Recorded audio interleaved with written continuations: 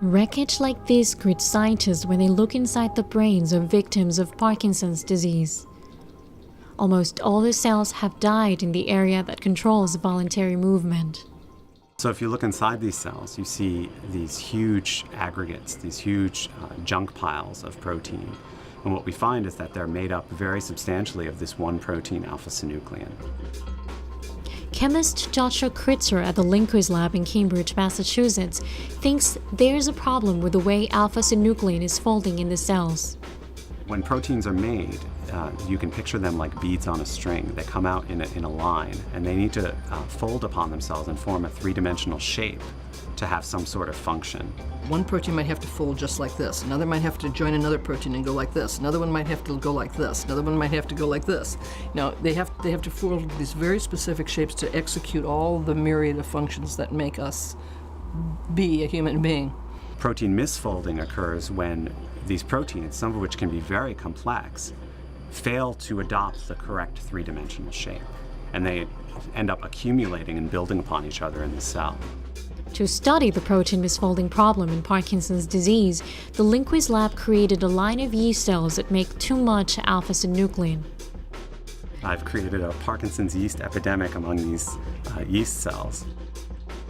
Now that he'd given the yeast Parkinson's, Kritzer set out to save them.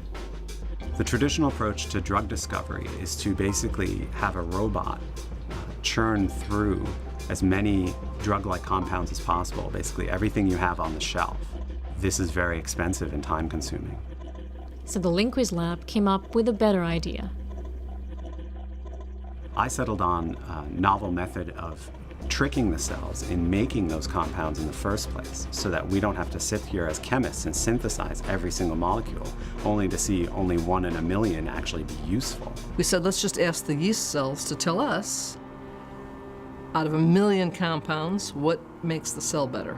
The way this is done is by taking a whole liter of yeast, tens of millions of yeast, and basically adding the DNA, encoding all these different cyclic peptides to the yeast, letting the yeast take up the DNA, which is a very straightforward process, and then plating the yeast out so that they can grow on solid plates.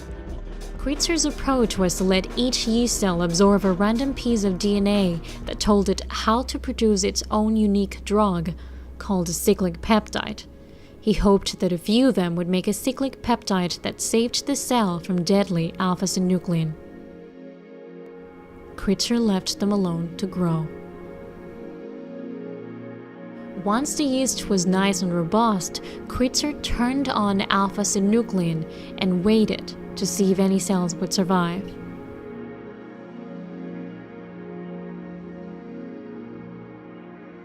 And we wound up, out of screening 5 million compounds, we got 2. We got 2 little small circles that made the cells better. And then I can just go in and pick them after all the rest are dead. Kritzer still doesn't know what alpha-synuclein is doing to the yeast cells, but he's found 2 cyclic peptides that make them better. The next question is, how are they doing it? This is, of course, the million-dollar question, because if we can figure out what the cyclic peptide is doing, then we can figure out a new strategy to help develop a new therapy for Parkinson's. It's a long way to go from yeast to humans, but Kritzer has reached a milestone. He made the yeast cells sick and he found a way to make them better. His cyclic peptides may one day lead to a treatment for Parkinson's, and he couldn't have done it without asking one of nature's simplest organisms, a question too complicated for today's scientists. It's kind of amazing to think that yeast cells might know more about Parkinson's disease than we do.